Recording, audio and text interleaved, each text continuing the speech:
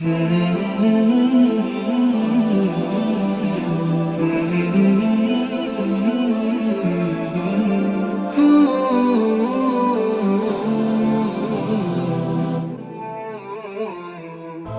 يجدد في المدى منهج دعوة أحمدا لله كل جهوده مشكاته دين الهدى.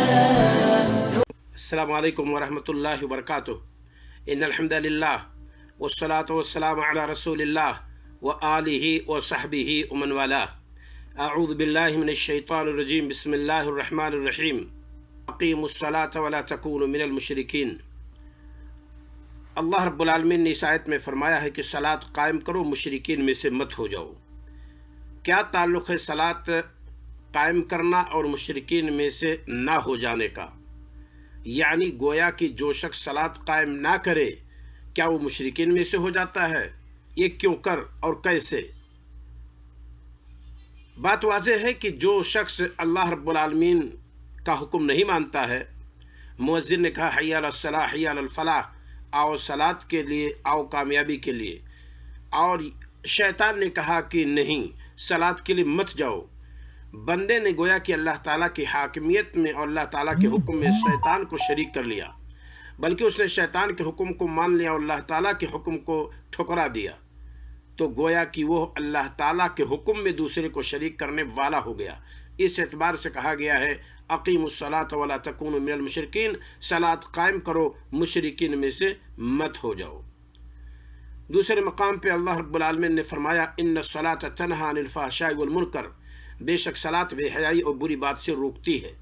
یعنی اگر ہم صلاۃ قائم کریں، یعنی اگر ہم سوسائٹی سے برائی ختم کرنا چاہیں، اگر ہم سماج سے، اگر ہم دنیا سے، اگر ہم اپنے اسٹیٹ اور اپنے ملک سے برائی ختم کرنا چاہتے ہیں تو وہاں صلاۃ کو عام کیجئے.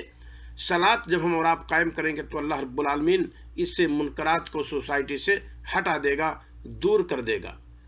اللہ رب العالمین نے کیا فرمایا؟ ان الصلاۃ تنہی عن الفحشاء والمنکر، بے شک صلاۃ بے حیائی اور بری بات سے روکتی ہے.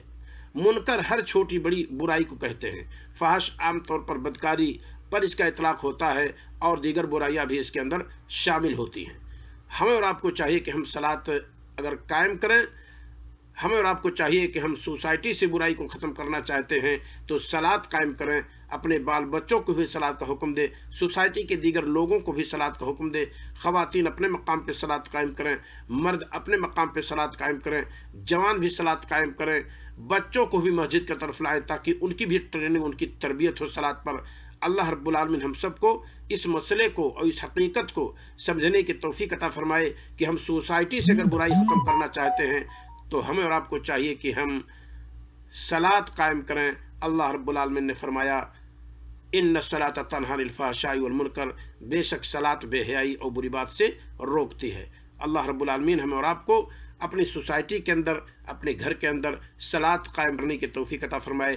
السلام علیکم ورحمۃ اللہ وبرکاتہ.